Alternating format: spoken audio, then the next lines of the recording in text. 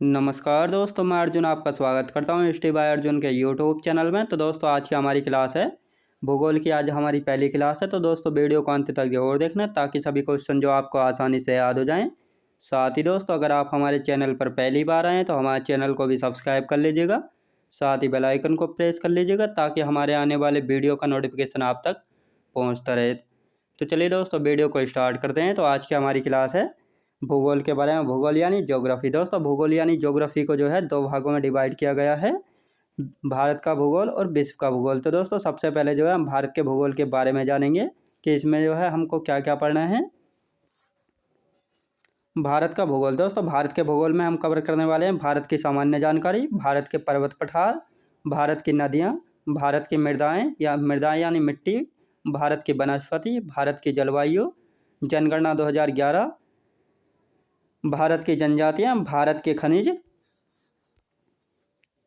और भारत की जैव विविधता संरक्षण, भारत के दर्रे और भारत की प्रमुख झीलें। तो दोस्तों भारत की ज्योग्राफी यानी भारत के भूगोल में जो है हम इन 12 चैप्टर्स को जो है कवर करने वाले हैं। तो दोस्तों वीडियो को अंत तक जरूर देखना। अब देखते हैं दोस्तों विश्व का भूगोल। विश्व के भूगोल में जो है हम क्या क्या पढ़ेंगे। सौरमंडल के बारे में जानेंगे, पृथ्वी की गतियों के बारे में जानेंगे, पृथ्वी की आंतरिक संरचना के बारे में जानेंगे, विश्व के पर्वत, विश्व की नदियाँ, विश्व की झीलें, विश्व के द्वीप, विश्व के घास के मैदान, विश्व के मरुस्थल यानी डेजर्ट, और देखेंगे प्रमुख देश एवं राजधानियाँ देखेंगे, विश्व की जल संध्या देखें। तो दोस्तों विश्व भूगोल में जो है हम इन 11 चैप्टर्स को जो है कवर करने वाले हैं। तो दोस्तों आप देखते हैं हम दोबारा भारत पर आते हैं। तो भारत की स्थिति। दोस्तों भारत की स्थिति जो है एशिया महाद्वीप में है, यानी भारत जो है एशिया महाद्वीप का भाग है और उत्तरी गोलार्ध में स्थित है। याद रखें दोस्तों भारत एशिया महाद्वीप का भाग है और उत्तरी गोलार्ध में जो है स्थित है, यानी भारत। याद रखेंगे। अब देखते हैं दोस्तों भारत की जनसंख्या। भारत की जनसंख्या जो है जनगणना 2011 के अनुसार 121 करोड़ के लगभग थी, यानी 121 करोड़ 8 लाख कुछ थी। तो यानी 121 करोड़ के लगभग थी, जो विश्व का लगभग 17.5% है। यानी 2011 की जनगणना के अनुसार कितनी जनसंख्या थी भारत की? 121 करोड़ थी, जो कि विश्व का लगभग 17.5% थी। अब रैंक की बात करते हैं। रैंक यानी स्थान कौन सा है जनसंख्या के मामले में 2011 की जनगणना के अनुसार? तो भारत का दूसरा स्थान था, लेकिन पहला स्थान था दोस्तों चीन का। लेकिन यूएनओ की 2023 की रिपोर्ट के अनुसार जो है भारत पहले स्थान पर आ गया है जनसंख्या के मामले में। 2011 में जनगणना हुई थी, लेकिन 2021 में जो है जनगणना होनी थी, लेकिन कोरोना की वजह से जनगणना नहीं हो पाई थी। इसी कारण जो है 2011 की जनगणना के अनुसार जो है भारत जनसंख्या के मामले में दूसरे नंबर पर था, लेकिन यूएनओ की 2023 की रिपोर्ट के अनुसार जो है भारत पहले स्थान पर आ गया है। यानी यूएनओ ने जो है 2023 में जो है अपना जो डाटा दिया था उसमें जो है भारत जो है पहले स्थान पर आ गया है जनसंख्या के मामले में, और चीन जो है दूसरे स्थान पर जो है पहुंच गया है। याद रखेंगे। अब देखते हैं दोस्तों भारत का भौगोलिक क्षेत्रफल। भारत का भौगोलिक क्षेत्रफल यानी एरिया।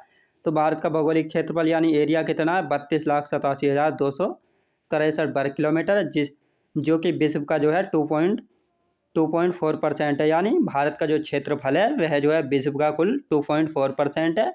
अब रैंक कौन सी है दोस्तों क्षेत्रफल के मामले में भारत की? तो 7वीं रैंक है। पहले स्थान पर आता है दोस्तों रूस, दूसरे पर कनाडा, तीसरे पर यूएसए। दोस्तों यूएसए जो है अभी तीसरे नंबर पर आया है। पहले जो है तीसरे नंबर पर चीन था, यानी पहले यूएसए जो है कुछ द्वीपों को जो है अपने अंदर शामिल नहीं करता था अपने क्षेत्रफल में, लेकिन अब इसने जो है उन द्वीपों पर जो है अधिकार कर लिया और उनको जो है अपने क्षेत्रफल में जो है शामिल करता है। तो इसी वजह से जो है यूएसए क्षेत्रफल के मामले में तीसरे नंबर पर आ गया है और चीन जो है चौथे नंबर पर जो है पहुंच गया है। 5वें पर कौन सा है दोस्तों? ब्राज़ील। 6ठे पर ऑस्ट्रेलिया। 7वें पर अपना भारत जो है क्षेत्रफल के मामले में। और अगर भारत के बाद पूछा जाए 8वें नंबर पर कौन सा है, तो अर्जेंटीना है भारत के बाद क्षेत्रफल के मामले में। याद रखेंगे। भारत की स्थल सीमा को स्पर्श करने वाले देश। दोस्तों भारत की स्थल सीमा को स्पर्श करने वाले देश कितने हैं? तो 7 देश हैं भारत की स्थल सीमा को स्पर्श करने वाले देश। कौन कौन से हैं? तो पहले स्थान पर आता है दोस्तों बांग्लादेश, दूसरे पर आता है चाइना। भारत की स्थल सीमा को स्पर्श करने वाले देश। तो भारत की स्थल सीमा को जो है स्पर्श करने वाले 7 देश हैं दोस्तों। पहले पर आता है बांग्लादेश, जिसकी बांग्लादेश जो है भारत के साथ 4096.7 किलोमीटर की सीमा जो है बनाता है। दूसरे पर आता है दोस्तों चाइना यानी चीन, जो है 3488 किलोमीटर की सीमा बनाता है भारत के साथ।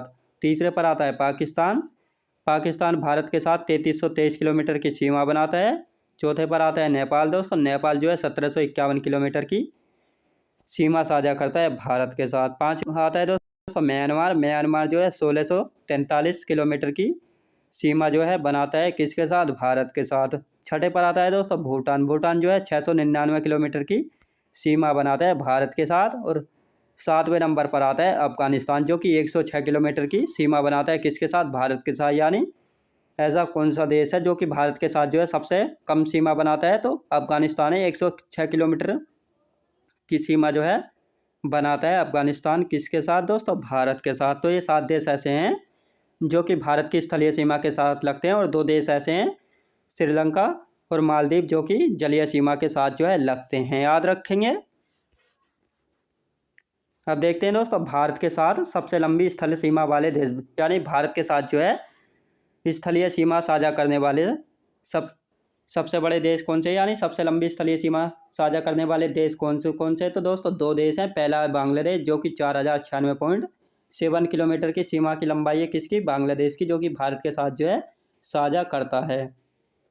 दूसरे पर आता है दोस्तों चीन, जो कि 3488 किलोमीटर की सीमा बनाता है किसके साथ, भारत के साथ, याद रखेंगे। अब आता है दोस्तों भारत के सबसे छोटी स्थलीय सीमा वाले देश, यानी भारत के साथ जो है सबसे छोटी स्थलीय सीमा किन देशों की लगती है, तो अफगानिस्तान आता है पहले नंबर पर, 106 किलोमीटर की सीमा साझा करता है किसके साथ, भारत के साथ। दूसरे पर आता है दोस्तों भूटान, जिसकी सीमा की लंबाई 699 किलोमीटर, याद रखेंगे। अब देखते हैं दोस्तों यानी भारत का सबसे उत्तरी बिंदु कौन सा है, तो इंदिरा कोल जो है भारत का सबसे उत्तरी बिंदु है, जो कि लद्दाख में पड़ता है। भारत का सबसे पश्चिमी बिंदु यानी वेस्ट का सबसे पश्चिमी बिंदु कौन सा है, गुहार मोती है, जो कि गुजरात में पड़ता है। सबसे पूर्वी बिंदु यानी सबसे ईस्ट का बिंदु कौन सा है, कीविथु है, जो कि अरुणाचल प्रदेश में है। और साउथ यानी दक्षिण का सबसे दूरस्थ बिंदु कौन सा है दोस्तों, कन्याकुमारी या कैप कॉमोरिन है, जो कि तमिलनाडु में पड़ता है। लेकिन यह मुख्य भूमि का सबसे दक्षिण बिंदु है, यानी केवल भारत का यह सबसे दक्षिणी बिंदु है। और जब द्वीपों को मिला दिया जाता है यानी संपूर्ण भारत का सबसे दक्षिणी बिंदु कौन सा हो जाता है, इंदिरा पॉइंट, यानी Parson point, Pygmalion point, Lahiching point. तो ये जो हैं भारत के सबसे दक्षिण बिंदु, यानी संपूर्ण भारत के जो है सबसे दक्षिणी बिंदु कौन सा है, इंदिरा पॉइंट है। इसके अन्य नाम है पार्सन पॉइंट, पिगमेलियन पॉइंट और लाहिचिंग पॉइंट, याद रखें, जो कि ग्रेट निकोबार द्वीप में जो है पड़ता है। ग्रेट निकोबार द्वीप जो है दोस्तों अंडमान निकोबार द्वीप समूह का भाग है, याद रखेंगे दोस्तों। अब देखते हैं दोस्तों भारत का उत्तर से दक्षिण तक का विस्तार, यानी भारत का जो है उत्तर से दक्षिण तक का विस्तार कितना है, 3214 किलोमीटर का जो है भारत का उत्तर से दक्षिण तक का विस्तार है। और भारत का पश्चिम से पूर्वी विस्तार कितना है दोस्तों, 2933 किलोमीटर का जो है भारत का पश्चिम से जो है पूर्वी विस्तार है। यानी ये हमारा हो गया नॉर्थ, ये हो गया हमारा साउथ, और इधर हो गया दोस्तों ईस्ट, और इधर हो गया दोस्तों वेस्ट। यानी इस लंबाई का जो है 3214 किलोमीटर की ये लंबाई है, यानी नॉर्थ से साउथ की। और वेस्ट से ईस्ट की लंबाई कितनी है, 2933 किलोमीटर है, याद रखेंगे। भारत का अक्षांशीय विस्तार दोस्तों, भारत का जो है अक्षांशीय विस्तार कितना है, मुख्य भूमि का अक्षांशीय विस्तार 8 degree 4 minute north latitude, 37 degree 6 minute north latitude जो है मुख्य भूमि का। लेकिन संपूर्ण भारत यानी जब द्वीपों को भी जो है इसमें मिला लिया जाता है भारत में, तो उसी को जो है संपूर्ण भारत जो है कहा गया। मुख्य भूमि यानी केवल भारत जिसमें जो है द्वीपों को शामिल नहीं किया गया है। तो संपूर्ण भारत का 6 डिग्री 45 मिनट नॉर्थ लैटिट्यूड और 37 नॉर्थ लैटिट्यूड से 37 degree 6 minute north latitude. North क्यों लगाया गया है, क्योंकि भारत जो है उत्तरी गोलार्ध में, इसीलिए जो है इसमें नॉर्थ लैटिट्यूड जो है लगाया गया है, याद रखें दोस्तों। अब यहीं से जो है कर्क रेखा जो है भारत के 8 राज्यों से होकर गुजरती है, यानी कर्क रेखा जो है भारत के बीच से यानी मध्य से होकर गुजरती है, यानी 8 राज्यों से होकर गुजरती है कर्क रेखा। तो ये 8 राज्य कौन कौन से हैं दोस्तों जिनसे होकर जो है कर्क रेखा गुजरती है, तो पहला है दोस्तों छत्तीसगढ़, मध्य प्रदेश, मिजोरम, त्रिपुरा, पश्चिम बंगाल, झारखंड, गुजरात और राजस्थान। तो दोस्तों ये 8 राज्य हैं जो कि कर्क रेखा जो है इन 8 राज्यों से होकर गुजरती है, यानी कर्क रेखा जो है भारत के मध्य से होकर गुजरती है। मध्य से यानी भारत के बीचों बीच से होकर गुजरती है। एक काल्पनिक रेखा है जो कि भारत के मध्य से यानी बीच से होकर गुजरती है, और यही काल्पनिक रेखा भारत के 8 राज्यों से होकर जो है गुजरती है। तो यह 8 राज्य हैं छत्तीसगढ़, मध्य प्रदेश, मिजोरम, त्रिपुरा, पश्चिम बंगाल, झारखंड, गुजरात और राजस्थान। याद रखेंगे। तो दोस्तों मैं उम्मीद करता हूँ आपको वीडियो क्वालिटी, कंटेंट वगैरह सभी कुछ आपको पसंद आया होगा।